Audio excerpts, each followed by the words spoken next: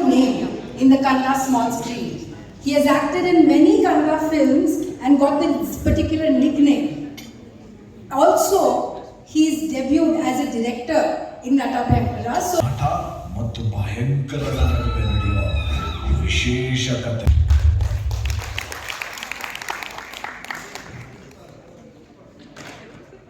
I'm sure the entire crowd enjoyed movie back home.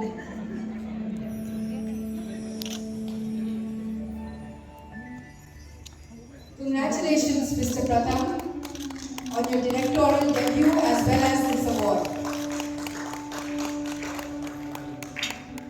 India Indonesia Ramayana ಧರ್ಮ ಬಹಳ ಖುಷಿ ಇದೆ. ನೀವು ನಮ್ಮ ಕಾರ್ಯಕ್ರಮಕ್ಕೆ ಬಂದು ನಿಮ್ಮ ದೇಶದಲ್ಲಿ ನಮ್ಮ ಕನ್ನಡ ಸಂಸ್ಕೃತಿ ಮತ್ತು ನಮ್ಮ ಸಿನಿಮಾನ ತಲುಪಿಸೋಕೆ ಮತ್ತು ಬಹಳಷ್ಟು ಅಚೀವರ್ಸ್ನ ನಾವು ಭೇಟಿ ಮಾಡೋದಕ್ಕೆ ನಿಮ್ಮಿಂದ ನಮಗೆ ಮತ್ತಷ್ಟು ನಿರೀಕ್ಷೆ, ಬಹಳಷ್ಟು ಒಳ್ಳೊಳ್ಳೆ ಕೆಲಸ ನಮ್ಮ ದೇಶಕ್ಕೆ ಮತ್ತು ನಿಮ್ಮ ಮಧ್ಯೆ ಆಗುವಂಥದ್ದಾಗಲಿ ಅಂತ ನಾನು ಬಹಳ ನಿರೀಕ್ಷೆ ಮಾಡ್ತೀನಿ.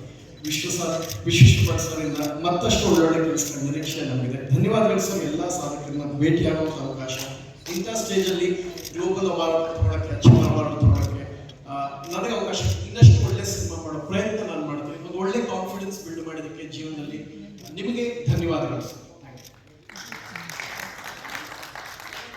Thank you so much, Mr. Pratham.